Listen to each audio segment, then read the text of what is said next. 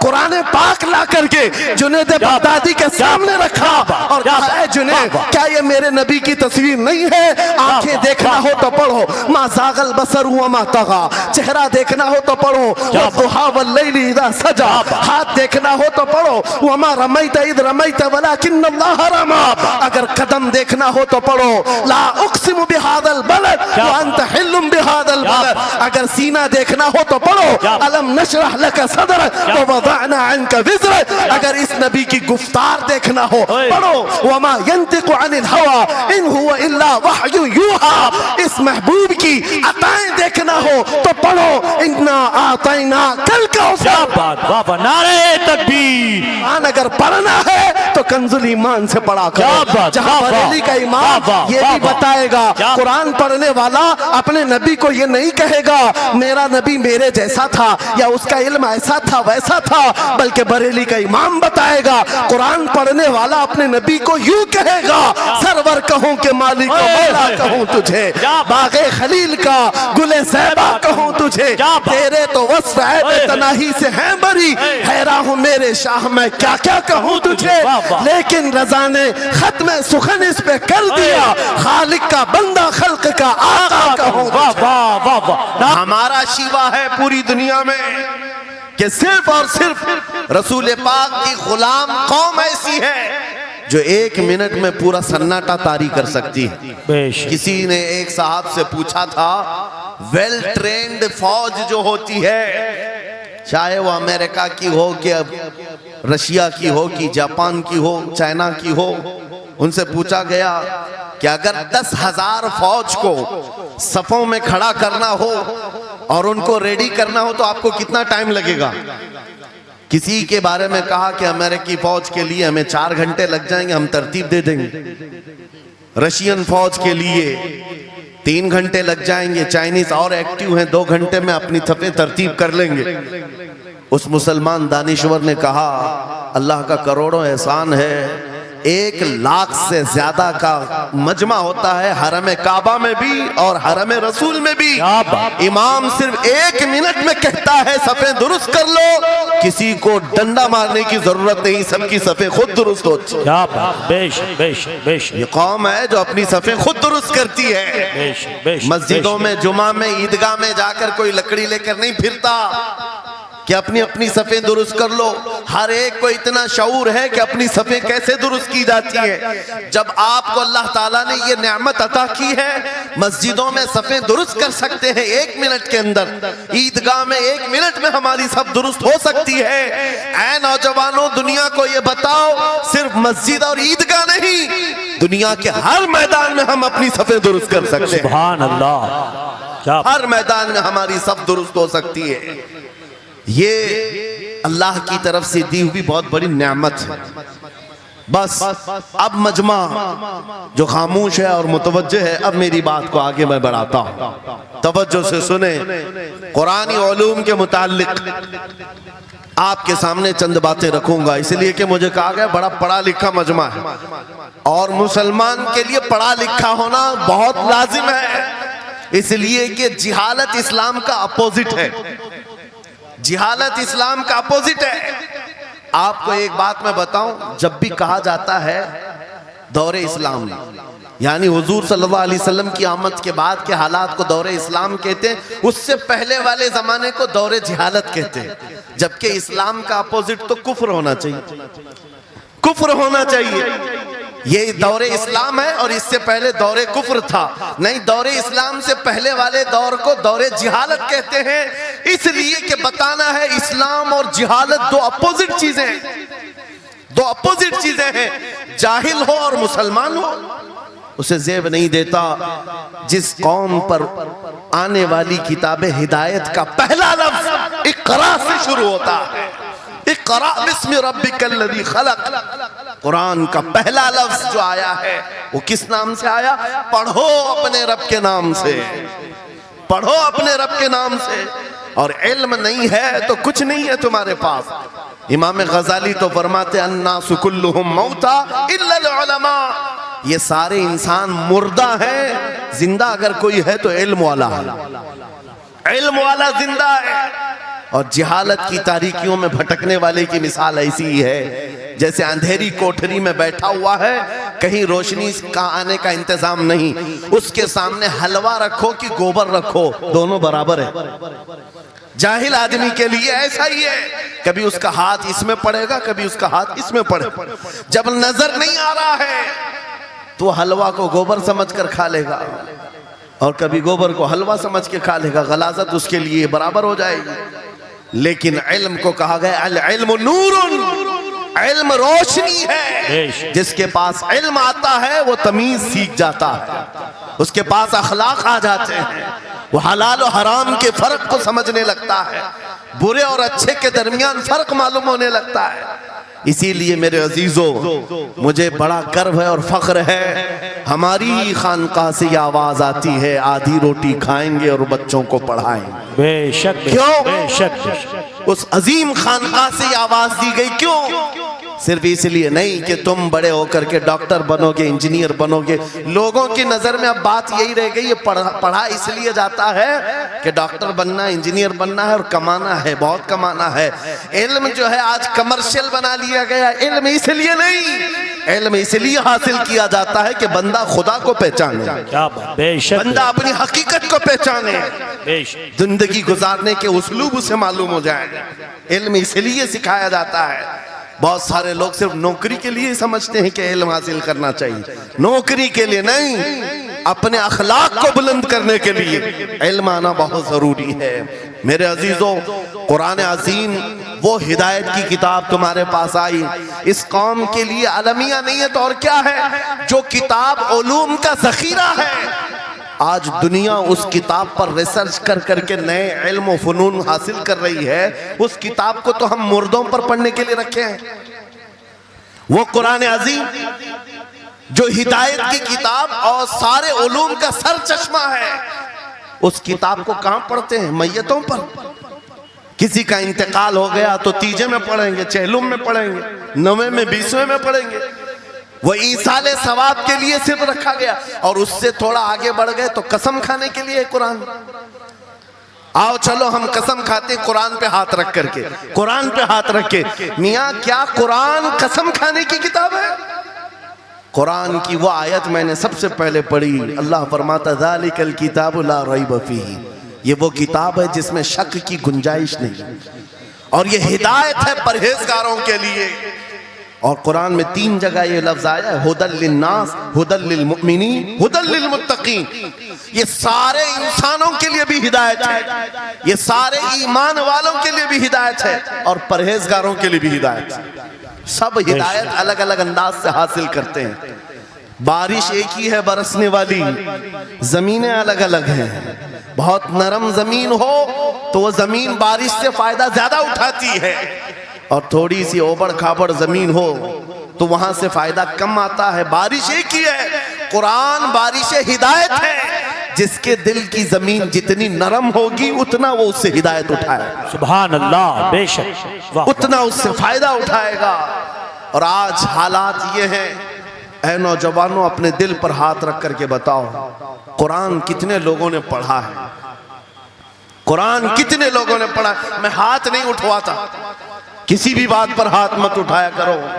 ना ही झूठे हाथ उठाना है, ना सच्चे हाथ उठाना है, ना ही किसी और को शर्मिंदा करना है। अपने दिल पे हाथ रख करके बताओ कुरान कितनी मर्तबा पढ़ लिया। क्योंकि कुरान पाक, बहुत सारे लोग ये समझते हैं मदरसे में बचपन में एक बार पढ़ लिया तो उसका हदिया हो गया, खत्म हो गया है, अब इसके बाद फिर हमारी मैयत पे ही पढ़ा जाएगा। इसलिए तो कुरान के उलूम से नावाकिफ हो गए।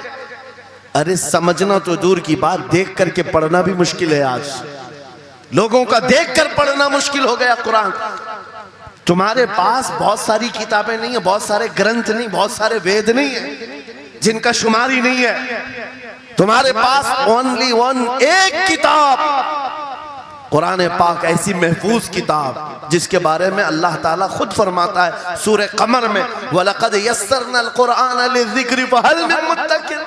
हमने कुरान को याद करने के लिए आसान बनाया है कोई याद करने वाला?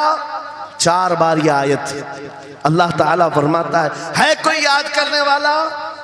अल्लाह जब फरमा रहा है कुरान आसान है तो कौन कहता है ये मुश्किल है? हमने खुद अपने हाथों तबाही को दावत दी है। दर्स कुरान को अगर हमने न भुलाया होता, ये जमाने ने जमाना न दिखाया होता, वो जमाने में मुअज़्ज़ज़ थे। मुसलमान होकर आज हम खार हुए हैं, तारीके कुरान होकर आज हम छोड़े बैठे हुए हैं। कुरान अजीम को छोड़कर बैठना कितनी बड़ी गुमराही है। आज हालात ऐसे आ गए कि कुरान को बदलने की बातें होने लग गई। क्यों? तुम उठाते ही नहीं। 26 आयतें निकाल दो, 25 आयतें निकाल दो, इसमें ये बातें उसमें वो बातें हैं।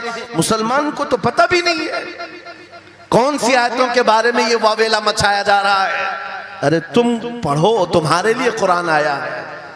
ये जितनी भी कॉन्फ्रेंसें हैं, मैं समझता हूं इसके बदले हर जगह सुबह व शाम कुरान पढ़ने और पढ़ाने का इंतजाम हो जाए। इस तरह के हजारों जलसों से वो अफजल है।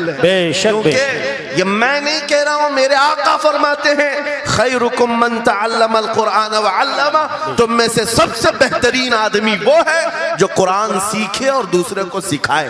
बेशक बेशक, सबसे बेहतरीन आदमी वो है कुरान को सीखे और दूसरे को सिखाए। आज नौजवानों के अंदर एक बड़ी तादाद मुझे देखने को मिलती है, उनको छोटी छोटी सूरतें भी नहीं मालूम, कुरान देख करके पढ़ना भी नहीं आता। बचपन में हमारे माँ बाप ने हमको सीने से लगा करके कुरान मदरसा भेजने की आदत डाली थी, और जब स्कूल जाते थे तो बस्ता पीछे लगा के जाते थे। पता होगा, स्कूल जाते हैं तो बस्ता पीछे रख के जाते हैं, और कुरान पढ़ने के लिए जाते हैं तो सीने से लगा के जाते हैं। ये हमेशा से एक रीत रिवाज चला, बुजुर्गों का डाला हुआ कि बेटा कुरान हमेशा आगे होगा। लेकिन शऊर आने के बाद तुमने कुरान को पीछे डाल दिया, पीछे को आगे कर दिया। कोई इल्म ऐसा नहीं जो कुरान में मौजूद नहीं, कोई इल्म ऐसा नहीं। वला रतबिन वला याबिसिन इल्ला फी किताबिन मुबीन, मेरा मौला फरमाता है कोई खुश्की और तरी की बात ऐसी नहीं जो हमने कुरान में ना बयान की। वनज़्ज़लना अलैकल कुरान तिबयानन लिकुल्लि शै, रब फरमाता है हमने कुरान में हर चीज का वाज़ेह बयान उतारा है तुम पर। और सैयदना अब्दुल्लाह इब्न अब्बास मुफस्सिरीन के सरदार, रसूल पाक सल्लल्लाहु ताला अलैहि वसल्लम के चचेरे भाई हजरत अब्दुल्लाह बिन अब्बास कहते हैं लौ ज़ाअली इक़ालु बईरिन लवजदतुहु फी किताबिल्लाह, कहते हैं अगर मेरे ऊंट की नकील की रस्सी भी गुम हो जाए मैं उसको किताबुल्लाह कुरान में ढूंढ लूंगा। क्या बात, वाह वाह वाह वाह, मैं उसको कुरान में ढूंढ लूंगा। उनके पास उलूम कुरान थे। और आप क्या समझते हैं कुरान में क्या नहीं है? साइंस की वो इजादात को अगर आप लेकर के बैठे, मैंने अपना पूरा बयान रिकॉर्ड किया है 2 साल कबल ही।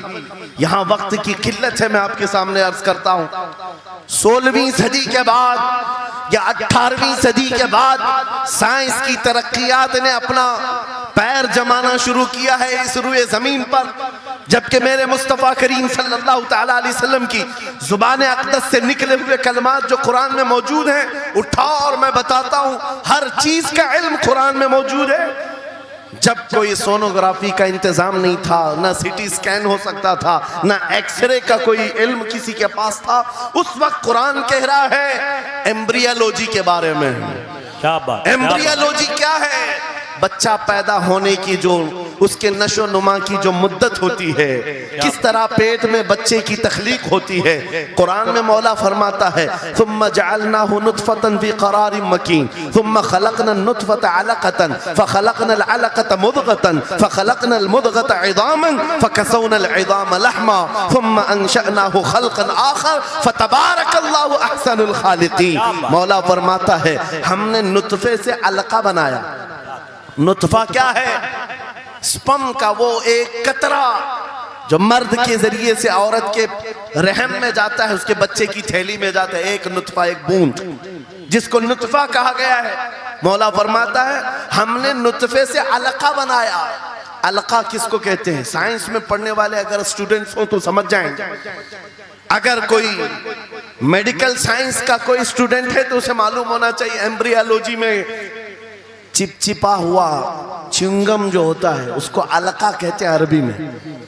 और आज साइंस ये कहती है कि पहले बाप के नुत्फे के एक कतरे से एक छोटा सा खून का टुकड़ा बनता है जो चिपचिपा होता है, फिर उसके बाद एक गोश्त का टुकड़ा होता है, फिर उसके बाद उसमें हड्डियां बनती हैं, फिर उसके बाद उस पर चमड़ियां आती हैं, फिर उसके बाद उसकी आंखें, सारी चीजें बन जाती हैं। ये प्रोसेस है 9 महीने माँ के पेट में, और हर एक के वीक्स गिने हुए हैं। फर्स्ट वीक में क्या होता है, सेकंड वीक में क्या होता है, थर्ड वीक में क्या होता है, एम्ब्रियोलॉजी का पूरा इल्म है। साइंस आज 21वीं सदी में इस एम्ब्रियोलॉजी को तुम्हारे सामने ला रही है। अरबों के उस दौर की बात कर रहा हूं जहां लोगों को घर बनाने का इल्म नहीं था, और कुरान माँ के पेट में पैदा होने वाले बच्चे की तख्लीकात बयान कर रहा है। नारे तकबीर, नारे रिसालत, फैज़ाने कुरान मुक़द्दस, फैज़ाने शेखुल मशाइख, नारे तकबीर, नारे रिसालत। वाह वाह। मशहूर साइंसदान है फ्रैंक प्रेस नाम से, जिसने ये थ्योरी दुनिया को बताई कि अर्दियात, जमीन के अंदर जो वसात हो रही है, और उसके बाद उसने कहा था, फ्रैंक प्रेस नाम का अंग्रेज मुअर्रिख और अंग्रेज साइंसदान ने कहता है, जमीन जो है पानी के ऊपर है, और ऐसे ही पानी के ऊपर कोई चादर बिछा दी जाए तो कभी चादर इधर हो सकती, कभी उधर हो सकती है। इस चादर को मजबूत रखने के लिए इस पर पहाड़ों का होना बहुत जरूरी है। ये 19वीं सदी में फ्रैंक प्रेस कह रहा है, और मेरा मौला कुरान में फरमाता है, अल्लाह ताला फरमाता है, वल जिबाल औतादा, हमने पहाड़ों को मेख बना करके जमीन पर गाड़ा। क्या बात, वाह वाह, बेशक ये जमीन को हिलने नहीं देते पहाड़। अर्दियात का इल्म, एस्ट्रोनॉमी के बारे में, एस्ट्रोलॉजी के बारे में कुरान में मौजूद उलूम आप पढ़ो। जूलॉजी के बारे में, जानवरों के उलूम के बारे में कुरान में पढ़ो। रब ताला परिंदों के उन अशकाल के बारे में बयान फरमा रहा है, ये झुंड के झुंड जाते हैं, जमात की जमात होती हैं। चूंटियों के बारे में पूरी सूरह मौजूद है, इनके खाना तकसीम करने का तरीका क्या है, इनके एक दूसरे को पुकारने का तरीका क्या है, इनमें जब एक चूंटी मर जाती है तो उसको दफनाने का तरीका क्या है। ये कौन बयान कर रहा है? ये कुरान बयान कर रहा है, कुरान पाक बयान कर रहा है। जब तरक्कियात इस कदर आगे आ गई कि मशीनों के सहारे से आज जर्रे को देखा जाता है, परखा जाता है, और फिर दुनिया को बताया जाता है ये हमारी तहकीक है, और कुरान उस जमाने में बयान कर रहा है। मेरे अजीजों, एक बात बताता हूँ, 18वें पारे में सूरह नूर में एक आयत आई है, उस आयत के बारे में मैं बताता हूँ बाद में। लेकिन 18वीं सदी में एक साइंसदान जो अमेरिका की सफर पर था, उसने अटलांटिक ओशियन में एक जगह ऐसी देखी जहां पर इतना अंधेरा है कि हाथ निकालो तो भी नजर नहीं आए, सूरज की रोशनी भी नहीं पड़ती। वापस आकर के उसने कहा मैंने एक ऐसी जगह दरियाफ्त की है जहां सूरज की रोशनी ही नहीं पड़ती और अपनी आंखों को कुछ नजर नहीं आता। अगर हाथ निकाल करके देखो, समंदर के बीचों बीच अटलांटिक ओशियन, ये कोई तालाब का नाम नहीं है। ये लंबा सफर तय करके कोई एक जगह को ढूंढ लिया एक साइंसदान, और आकर के दुनिया को बता रहा है मैंने एक ऐसी जगह मालूम की जहां पर खूब अंधेरा होता है, हाथ भी नजर नहीं आता। जब वो आकर के बताता है, एक आलिम रब्बानी ने कुरान की आयत पढ़ी, मौला कुरान में फरमाता है, इज़ा अखरजा यदहु लम यकद यराहा व मन लम यजअलिल्लाहु लहू नूरन फमा लहू मिन नूर। कुरान में अल्लाह फरमाता, ज़ुलुमातुम बअदुहा फौक़ बअद, एक जगह हमने ऐसी बनाई है जहां अंधेरियों पर अंधेरियां हैं, जहां हाथ भी निकालोगे तो हाथ नजर नहीं आएगा।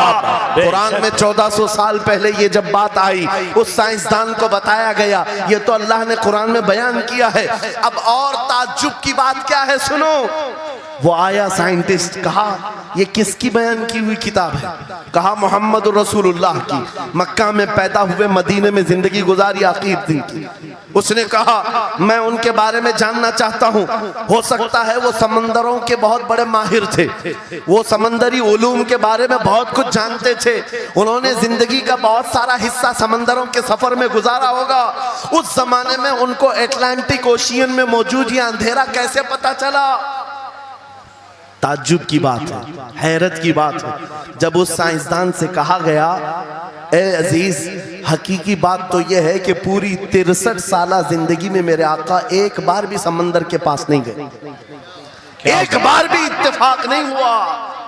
तब वो कहता है जो बंदा कभी समंदर के सफर पर गया ही नहीं और वो अटलांटिक ओशियन में मौजूद अंधेरियों की बात करता है तो फिर ये अपने पेट से नहीं, ये अल्लाह की बात कर रहा है। क्या बात, बेशक ये बेशक खालिक समंदर की बात कर रहा है, बेशक। जिसने वो अंधेरियां पैदा की। मेरे अजीजों, आपसे मेरा खिताब इसलिए है कि जो ज़ख़ीरे अल्लाह ताला ने हमारी किताब मुक़द्दस में रखे हैं, इसको हल करते करते लोगों के बाल सफ़ेद हो गए और तुम तो अखलाक सीखने के लिए ऐसे लोगों के पास जाते हो जिनको पेशाब करने का तरीका नहीं मालूम। क्या बात, बेशक।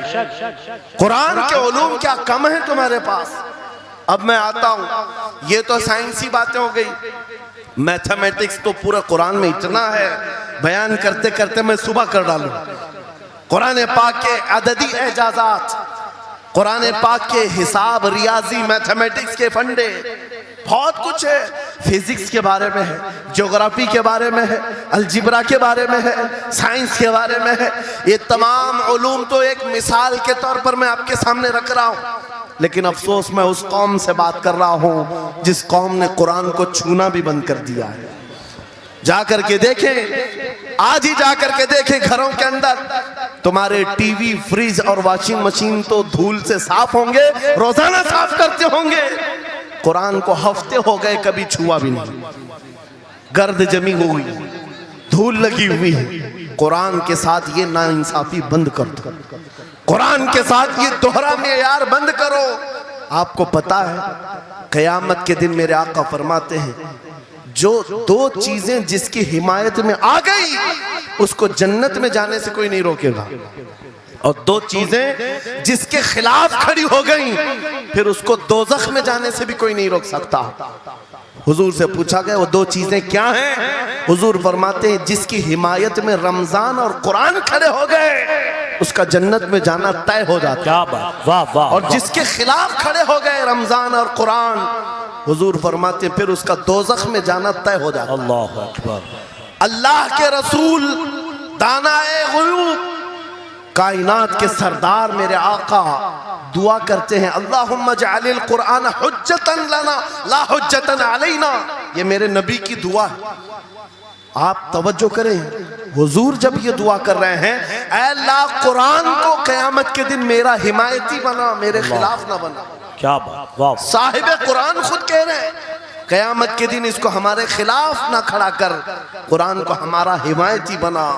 ऐ लोगों, हम कौन सी जिंदगी गुजार रहे हैं आज? बहुत दूर हम आ चुके, बहुत दूर हम आ चुके।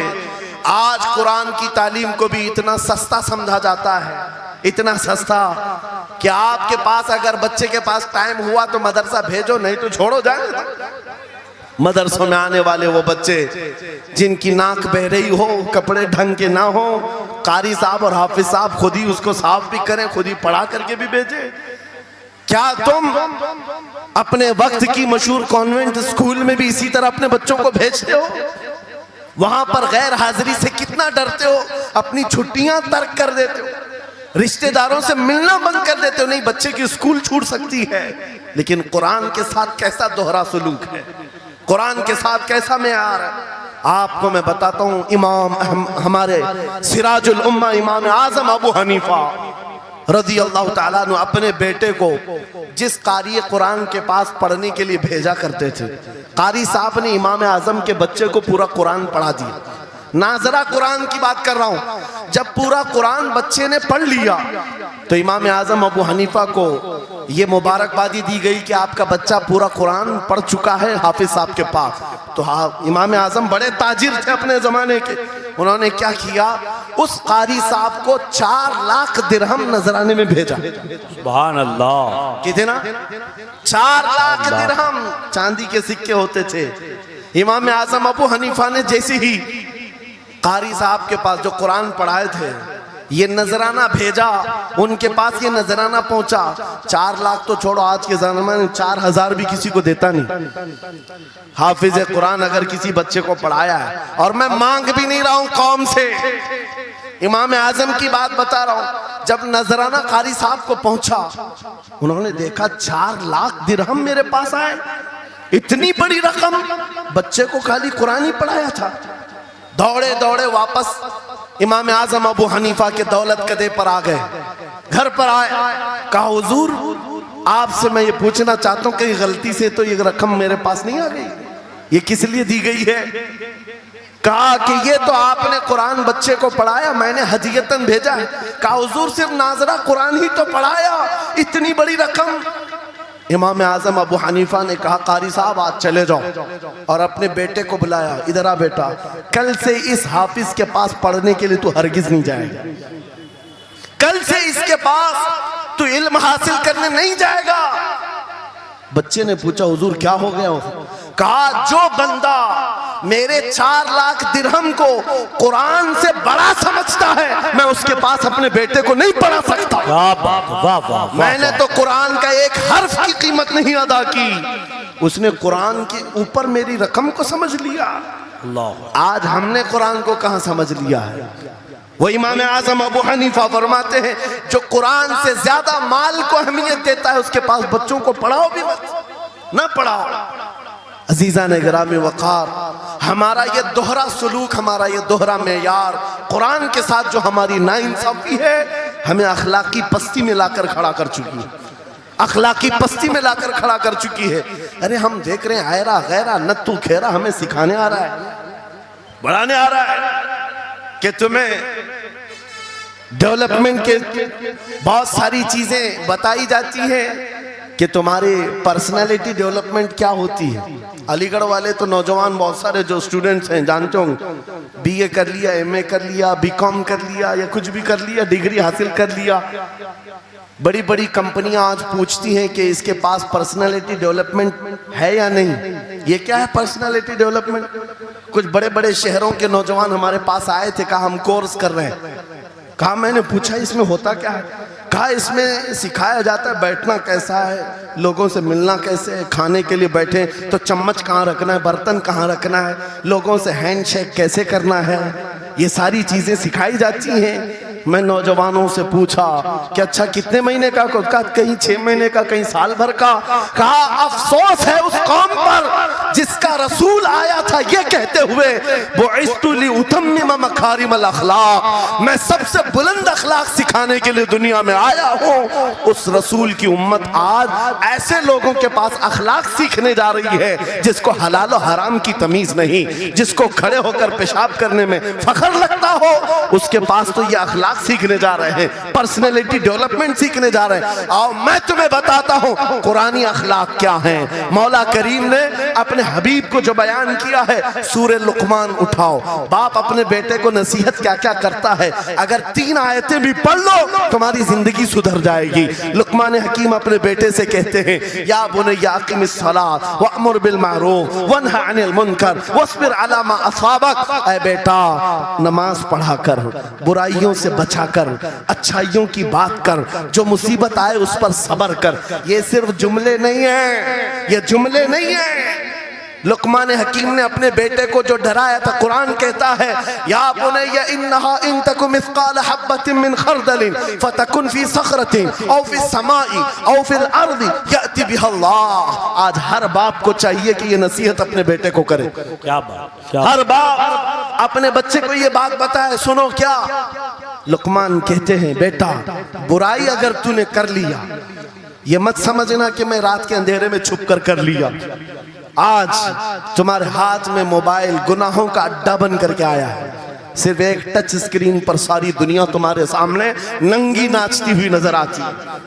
कितने नौजवानों ने अपने अखलाक का कत्ल कर लिया है, उनकी आंखें हया से नापाक हो गई हैं।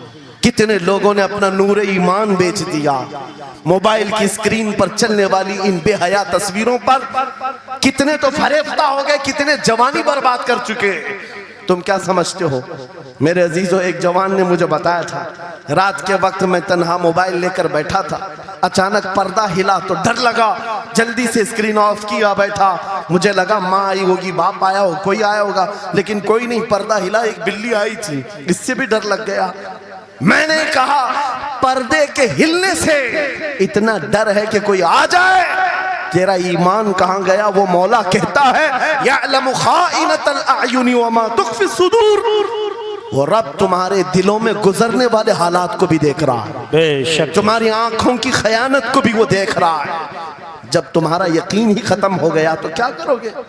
इसीलिए अरबी का मशहूर मकौला है, इज़ा लम तस्तही फफ़अल मा शिअत वस्ना मा शिअत। जब तुम्हारे अंदर से हया निकल जाए तो जो चाहे करो, जो चाहे कर लो।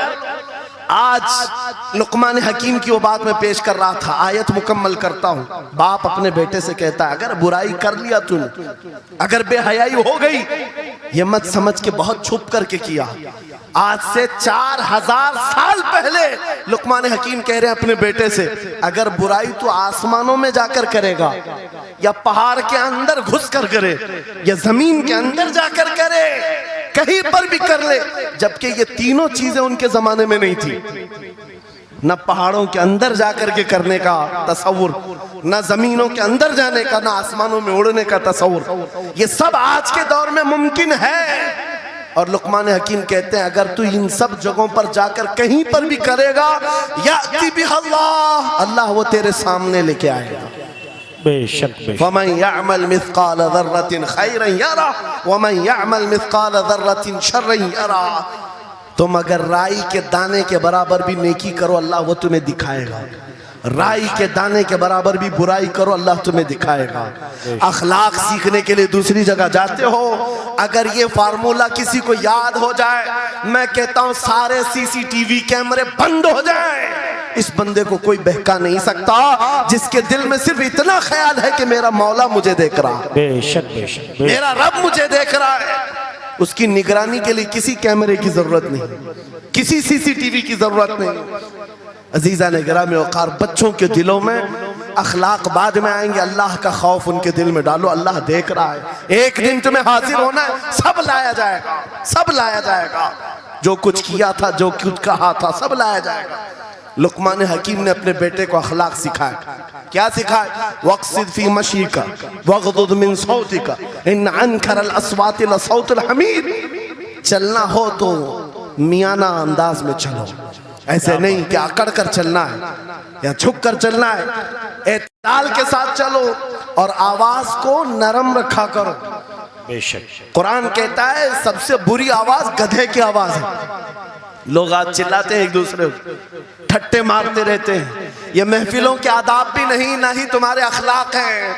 इसीलिए शेख सादी ने फरमाया है, तामर्द सुखन न गुफ्ता बाशद ऐबो हुनरश न हुफ्ता बाशद। जब तक आदमी बात नहीं करता, उसकी अच्छाइयां भी मालूम नहीं होती, उसकी बुराइयां भी नहीं मालूम होती। बेशक जब बात करता है तो पता चल जाता है इसके अखलाक कैसे।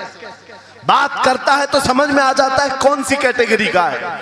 इसलिए अपनी जुबान को ऐसी रखो कि दुनिया तुम्हें आला नस्ल का समझ सके। बात करो तो तमीज के साथ, चीख पुकार करना, एक दूसरे को इस तरह से बात करना नौजवानों में आज आम हो गया। कुरान कहता है अपनी आवाजों को पस्त करो। एक और बात रब फरमाता है, वला तुसइर खद्दक लिन्नास, लोगों को से मुंह मोड़ करके बात मत करना। सामने तुम्हारे कोई खड़ा है और तुम इधर घूम करके बात कर रहे हो, ये आज फैशन हो गया है। पीछे पलट करके बात करना, इधर देख करके उसको बात करना, लोग ये समझते हैं फैशन है। मेरा मौला फरमा रहा है ये अखलाक से गिरी हुई हालत है। जब बात करो तो आमने सामने, लोगों से मुंह टेढ़ा करके बात ना करना। ये अखलाक कौन सिखा रहा है? ये कुरान अजीम है। तुम पर्सनालिटी डेवलपमेंट सीखने की बात कर रहे हो, तालीमात इस्लाम को छोड़कर क्या पर्सनालिटी डेवलपमेंट हासिल कर पाओ? तुम्हारे पास सब कुछ है लेकिन सीखना नहीं चाहते। आज तक नौजवानों में से मुझे कोई मिला नहीं इस तरह से कि लोग आते हैं, मुफ्ती साहब बीवी को 2 तलाक दे दिया, 3 तलाक दे दिया, अब क्या करना है, इद्दत कैसे गुजारना है। या ज्यादा से ज्यादा दारुल इफ्ता में आते हैं, मुफ्तियान इकराम होंगे, झगड़े के मसाइल लेकर के आते हैं, बाप मर गए, इसको कितना मिलना है, इसको कितना मिलना है। अरे जिंदगी गुजर गई, कभी आ करके ये क्यों नहीं पूछा मेरे घर में मंगनी हो रही है, शादी हो रही, ये बताएं मेरे मुस्तफा ने कैसे शादी की? क्या बात है, क्या बात, बेशक ये क्यों नहीं पूछा? मैं बीमार हो गया हूं, मुझे बताएं रसूलुल्लाह ने बीमारी के आलम में क्या कहने का हुक्म दिया? क्या बात, अगर तलब हो मेरे नबी के पीछे चलने की तो बंदा ढूंढ ढूंढ कर चलेगा, बेशक ढूंढ ढूंढ कर चलेगा। बेशक। हजरत इमाम अबू यूसुफ के बारे में और बाद ने इमाम अहमद बिन हम्बल के बारे में कहा कि आपने कलिंगड़ खाने का बहुत शौक था। तरबूज, आप तरबूज कहते हैं? हाँ, हमारे यहाँ मुंबई में इसको कलिंगड़ कहते। और उन्होंने ये कहा कि ये सुन्नत भी है। मुझे रिवायत मिली है कि हुजूर ने भी खाया लेकिन जिंदगी भर खाए नहीं। मुरीदीन ने पूछा कि हुजूर जब सुन्नत भी है और आपको शौक भी है, खाते क्यों नहीं? कहते हैं अब तक मैं वो तरीका ढूंढ रहा हूं कि मेरे नबी ने कितने टुकड़े करके खाए। अल्लाह अकबर, अल्लाह अकबर, वाह वाह। मुझे वो जो तरीका चाहिए। हुजूर के पीछे चलने वाला ढूंढ ढूंढ करके अमल करता है। और आज हमने जिंदगियां ऐसी बनाई हुई हैं कि लगता है दारुल इफ्ता मुफ्ती और उलमा सिर्फ तलाक के लिए हैं, ये इद्दत के मसले पूछने के लिए, विरासत के मसले पूछने के लिए। अरे हमें भी काम दो, हम ढूंढ ढूंढ कर तुम्हें बताएं मेरे नबी चलते कैसे थे, मेरे नबी बात कैसे करते थे, लोगों से मुसाफा कैसे करते थे, लोगों के सामने आते तो कपड़े कैसे पहनते थे, मेरे नबी की नमाजें कैसी थी, हुजूर जब दस्तरखान पर बैठते कहां से शुरू करते कहां से खत्म करते। इस काम पर भी तो उलमा को लगाया करते ताकि तुम्हें पता चलता मुझे कहीं और से अखलाक सीखने की जरूरत नहीं, दुनिया के सारे अखलाक मेरे नबी के कदमों में मौजूद है। नारे तकबीर, नारे रिसालत, फैज़ाने खानकाए बरकत, फैज़ाने खानकाए बरकत, शेरे रज़ा, शेरे रज़ा, फैज़ाने शेखुल मशाइख, नारे तकबीर, नारे रिसालत, वाह वाह। दर्स कुरान को अगर हमने न भुलाया होता, ये जमाने ने जमाना न दिखाया होता। इको बंद कर दो, इको। कुरान पाक के सिलसिले में मुझे बयान करने का हुक्म दिया गया, बस मैं वही बातें कर रहा हूं। मैं आपको अपने मौजू से जो मुताल्लिक है वो बातें अर्ज करता हूं। कुरान क्या तमीज सिखाता है। आज घर घर के अंदर जो एक बहुत बड़ी बला आई हुई है, हर तीसरा चौथा घर ये शिकायत लेकर के आता है बेटा हाथ से निकल गया, बेटी हाथ से निकल गई। माँ बाप इस बात के लिए रोज परेशान है, बेटा हाथ में नहीं आता, बेटी हाथ में नहीं आती। जहां ये जवान हुए 10वीं पास किया, ये मुंह दिखाते हैं हमको, आंख फिराते हैं हमको। फरमा बरदार बच्चों की कमी बहुत कम हो गई। गलती इन बच्चों की नहीं, उन माँ बाप की भी है। तुमने इनकी तरबियत तो खिलौनों से की है। इनकी तरबियत में तो तुम चाहते थे कि हर संडे इनको पिकनिक पर ले जाएं, बच्चा खुश हो जाएगा, इनको घुमाएंगे फिराएंगे, जो बच्चा मांगेगा सब ला कर देंगे। अरे ये 14 साल का नहीं हुआ, हाथ में मोबाइल भी पकड़ा दिया, सब कुछ कर दिया बच्चे के लिए। और अब बाप ये सोचता है ये 16 साल का हो जाए तो मेरी बात मानना चाहिए। एक बात याद रखो, जमीन में अदरक बो करके गन्ना आने की उम्मीद मत रखना। बेशक बेशक। जो बोते हो वही फसल आती है। मेरे नबी ने फरमाया अल्लिमु औलादकुम सलासा खिसालिन हुब्ब नबीकुम व हुब्ब अहली बैतिही व तिलावतल कुरानिल करीम। मेरे आका की हदीस है, हुजूर फरमाते हैं अपनी औलाद को सबसे पहले 3 बातें सिखाओ, 3 बातें सिखाओ। क्या है? नंबर 1 अपने नबी की मोहब्बत सिखाओ। बेशक, सुभान अल्लाह। क्या होगा इससे? तुम जिस बात के लिए आज परेशान हो ना, 16 साल के बाद मेरा बच्चा मेरा फरमाबरदार बने, याद रखो तुम अगर इस बच्चे को नबी की मोहब्बत डालो, 16 साल नहीं तुम्हारा बेटा 60 साल का होगा तब भी सर झुकाकर तुम्हारे साथ खड़ा रहे। क्या बात, बेशक बेशक। तुम उसके दिल में अल्लाह रसूल की मोहब्बत डालो, अल्लाह तुम्हारी मोहब्बत उसके दिल में डाले। बेशक बेशक। ये रिटर्न दिया जाता है। नंबर 1 अपने नबी की मोहब्बत, नंबर 2 रसूल पाक के अहले बैत की मोहब्बत। मेरे आका फरमाते हैं बच्चों को सिखाओ। तीसरी चीज कुरान की तिलावत। ये 3 चीजें सिखाओ सबसे पहले बच्चों को। लेकिन इन 3 चीजों से तो हम बच्चों को छोड़ ही चुके। सबसे पहली चीज जो सिखानी थी वो अपने नबी की मोहब्बत। अजीजा ने गिरामी वखार, आज घर घर के अंदर ये जो मुसीबतें आई हैं, माँ बाप की नहीं सुनता।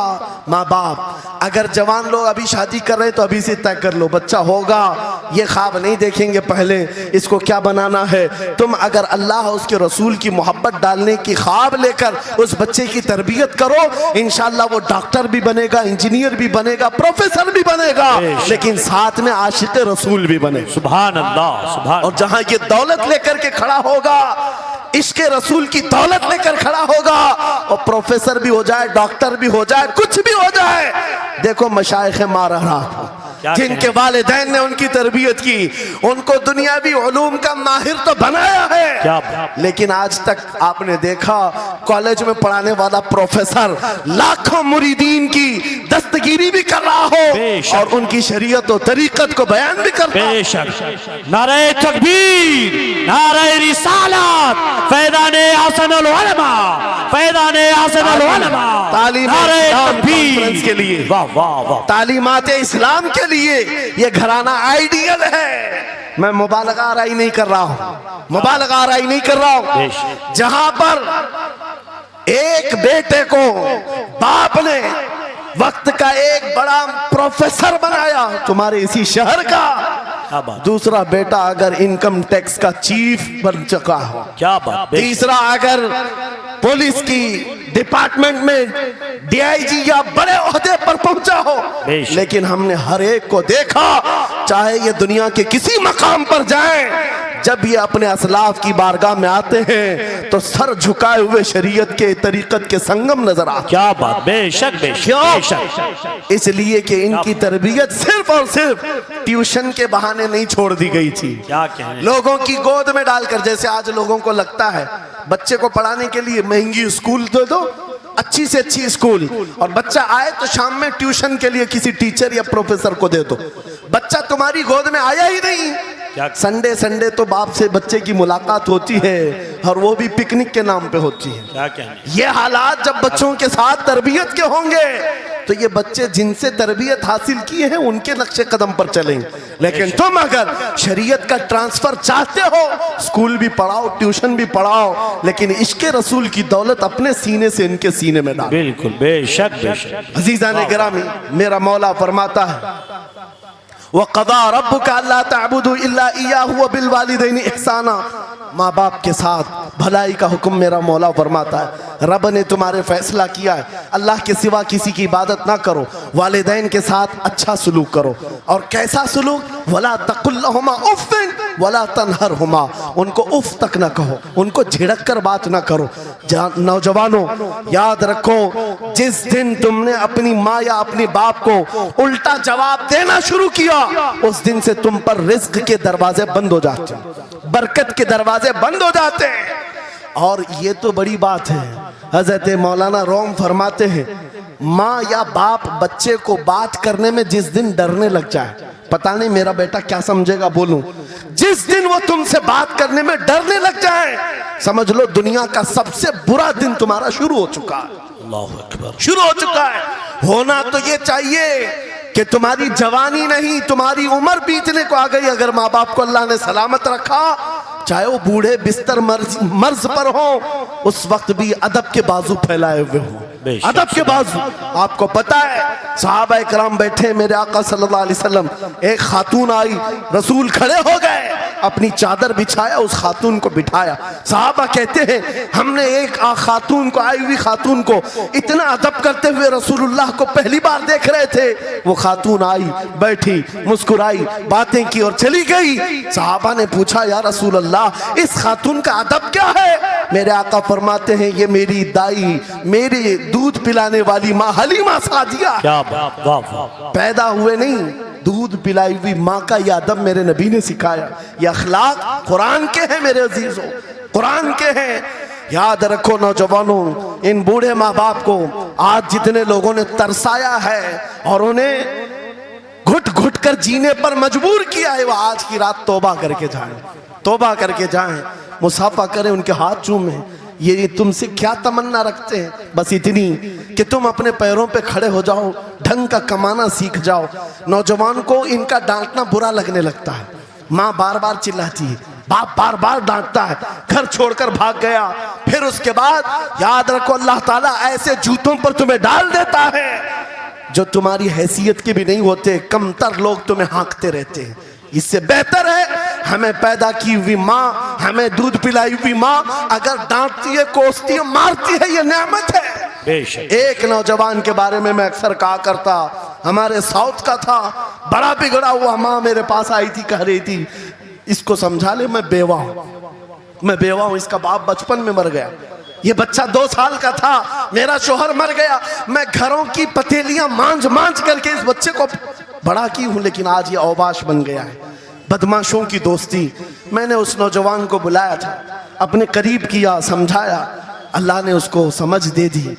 वो लड़का थोड़ा बहुत सीधे रास्ते पर आया और बेंगलुरु गया था कमाने के लिए। मैंने कहा नौकरी कर, तेरी माँ कुछ नहीं चाहती, वो जिंदगी तो गुजार चुकी, अपने हाथों से कमाई है, बस ये चाहती है कि तेरी कमाई का एक लुकमा खा ले। ऐ नौजवान, क्या अपनी माँ को इतना भी सुख नहीं देना चाहता? गया था कमाने के लिए। मेरे अजीजों, आज भी वो मौजूद है, आज भी है। वो कमाया, महीना भर गुजरा था या 2 महीने ही, अपनी तनख्वाह लेकर के वतन वापस आया। अपने घर के पास जिस दिन वो पहुंचा था, घर के बाहर बहुत भीड़ जमी थी। लोगों से पूछा उसने तो पता चला उसकी माँ आज ही सुबह इंतकाल की। अल्लाहु अकबर। वो पैसों की गड्डी ला करके जो कमाया था 1 महीने 2 महीने की तनख्वाह माँ के कदमों में रख दिया। बहुत रोया। ये बात मैं तकरीरों में इसलिए कहता हूँ, उसने कई बार कहा मुफ्ती साहब नौजवानों को सिर्फ इतनी बात कहें, मैं इस अजाब में रोज मरता हूँ।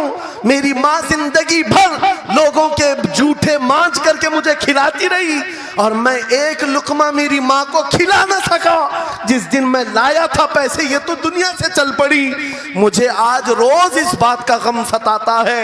आप नौजवानों से खिताब करते हैं, कम से कम इनसे कह दें कि तुम्हारे माँ बाप जिंदा हैं, होश में आ जाओ, अपने हाथों से उनको खिला तो सको, उनके हाथ पकड़कर चला तो सको।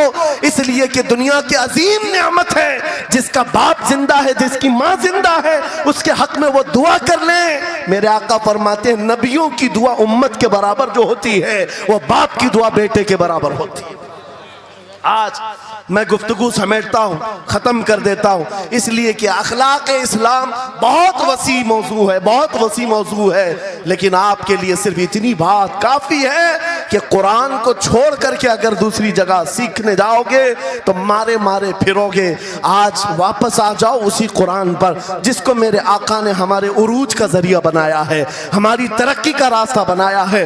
जानते हो जब दुनिया के पास पार्लियामेंट नहीं थी, चलाने के लिए उसूल नहीं थे, पूरी दुनिया को कुरान ने उसूल बताए हैं, कानून बताए हैं। इस एक कुरान से फ़िक़्ह हनफी मिला, फ़िक़्ह शाफ़ई मिला, फ़िक़्ह हम्बली मिला, फ़िक़्ह मालिकी मिला। ये तो 4 मैंने नमूने बताए, 1 2 नहीं 18 फ़िक़्ह की तदवीना पूरी दुनिया में मौजूद है। इस कुरान पर लिखी जाने वाली तफसीरों की तादाद पूरी दुनिया की किताबों से सबसे ज्यादा है। 700 तफसीरों के नाम मेरे पास मौजूद है, हर तरह से अलग अलग तफसीर की गई है। दुनिया की मुख्तलिफ जुबानों में इसके तर्जुमे किए गए। वो एक कुरान ऐसा है जो आज भी बबांगे दुहल पूरी दुनिया को चैलेंज कर रहा है। अगर तुम अल्लाह की बात को झूठा मानते हो, कुरान की तरह एक आयत ला करके बता दो, एक सूरत ला करके बना दो। आज दुनिया तरक्की बहुत कर चुकी होगी, टेक्नोलॉजी पर ये पाबंदे सलासिल कर चुकी और चांद पर कमंदे डाल चुकी, सूरज की शुआओं को कैद करके करंट बना दिया हो, सयाल मादे से दुनिया ने केमिकल बना दिया, सब बना दिया। लेकिन एक बात तय है, पूरे इंसान मिल जाएं, पूरे जिन्नात मिल जाएं, मेरा मौला फरमाता फिर भी वो कुरान के मिसल नहीं ला सकते। बेशक बेशक, वाह, कुरान के मिसल नहीं ला सकते। ये मौजज़ा तुम्हारे पास है, ये मौजज़ा तुम्हारे पास है। दुनिया के पास ये दौलत नहीं। उठो वगरना हश्र न होगा फिर कभी, दौड़ो के जमाना चाल अपनी चल गया। मेरे अजीजों, आखिरी बात ये सारे उलूम तो कुरान में हैं, अखलाक भी कुरान में है, तिजारत के उसूल भी हैं, शादीशुदा जिंदगी के उसूल भी हैं, माँ बाप के साथ हुस्न सलूक भी है, बच्चों की तरबियत भी है, पड़ोसियों से मामलात भी हैं, उस्ताद और शागिर्द के हुकूक भी बयान किए गए हैं। ये सारे फील्ड अपनी जगह पर, लेकिन कुरान का जो गाज़ा है, कुरान की जो रूह है, कुरान का जो खालिस शहद है, वो क्या है? कुरान पढ़ने वाले को सबसे बड़ी दौलत अगर कोई मिलती है तो अपने नबी से बेइंतहा इश्क करने की दौलत मिलती है। आगाज से आखिर तक कुरान है नाते मुस्तफा, महबूब के बयान का कैसा अनोखा ढंग है। जुनैद बगदादी के जमाने में एक आर्टिस्ट आया था, एक मुसव्विर, लोगों की मुंह बोली तस्वीर खींचता था। अगर कोई आता अपनी महबूबा के बारे में कहता, उसकी आंखें ऐसी, उसकी नाक ऐसी, उसकी भवें ऐसी, उसकी पेशानियां ऐसी, वो उसी तरह से तस्वीर निकालता था। आर्टिस्ट था और लोगों की कतारें लगी थी अपने अपने महबूब महबूबाओं की तस्वीरें निकालने के लिए, इसलिए कि आपकी तरह मोबाइल उस जमाने में नहीं थे जो हर घड़ी खींच लिया करें। वो जुनैद बगदादी का दौर, आर्टिस्ट तस्वीर निकालता था। जब ये बात पता चली, हजरत जुनैद बगदादी भी उस मुसव्विर के घर चले गए, लाइन में खड़े हो गए। जब आपका नंबर आया तो उस मुसव्विर ने पूछा, मौलाना आपका क्या काम है? वक्त के सैयद ताइफा का मैंने सुना है तू लोगों के महबूबाओं की तस्वीरें खूबहू खींच कर देता है, मैं चाहता हूं मेरे भी महबूब की तस्वीर खींचो।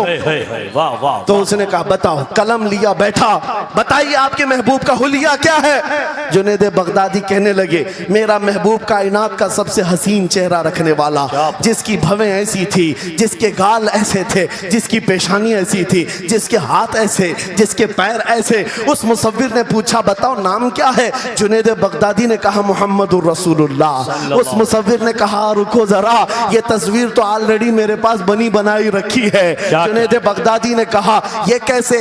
लोगों की ऑर्डर पर तू तस्वीर बनाता है, मेरे महबूब की तस्वीर पहले से कैसे रखी है? उस मुसव्विर ने कहा बात दरअसल ये है, आप जिससे मोहब्बत करते मैं भी उससे मोहब्बत करता हूँ, हम दोनों का महबूब एक है, इसलिए तस्वीर पहले से बनी रखी है। जुनैद बगदादी ने कहा अच्छा लाओ तो जरा हमारे महबूब की तस्वीर देख तो ले। वो मुसव्विर अंदर गया और कुरान पाक ला करके जुनैद बगदादी के सामने रखा और कहा जुनैद क्या ये मेरे नबी की तस्वीर नहीं है? आंखें देखना हो तो पढ़ो, मा ज़ागल बसर हुआ मा तगा, चेहरा देखना हो तो पढ़ो, वद्दुहा वल्लैलि इज़ा सजा, हाथ देखना हो तो पढ़ो, वमा रमैत इज़ रमैत वलाकिन्नल्लाह रमा, अगर कदम देखना हो तो पढ़ो, ला उक़सिमु बिहादल बलद व अंत हिल्लुम बिहादल बलद, अगर सीना देखना हो तो पढ़ो, अलम नशरह लका सदरक व वदअना अन्का विज़रक, अगर इस नबी की गुफ्तार देखना हो पढ़ो, वमा यंतिकु अनिल हवा इन हुवा इल्ला वहयु यूहा,